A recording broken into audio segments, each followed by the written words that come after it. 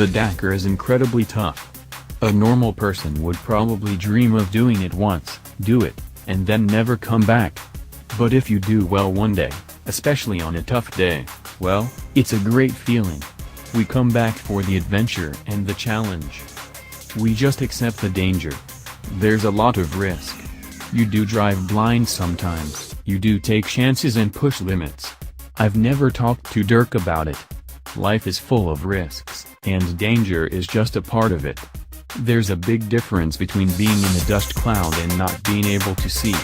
In the car all your senses are heightened. It's intense. You listen to the engine, your navigator and so on. If you've driven on the road with your wife telling you to slow down, you'll relate. A dust cloud is a brief moment, but if you are following another car, for instance, you just can't see. You stop or take another route. The risks are too big to drive blind. There are big holes, big rocks, cliffs. If you can't see, you can't go.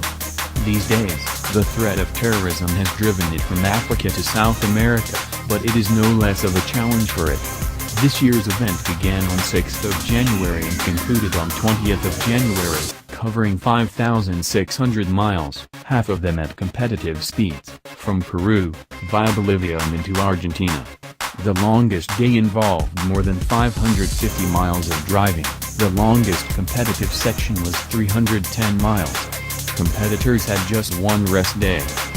The event produces a raft of iconic images every year, but this year one in particular has stood out, of South Africa's Gino de Villiers, a winner of the event in 2009, and German co-driver Dirk van Zitschwitz bursting through a sand dune in their Toyota Gazoo racing Hilux. Here, in de Villiers' own words, is the story of the picture.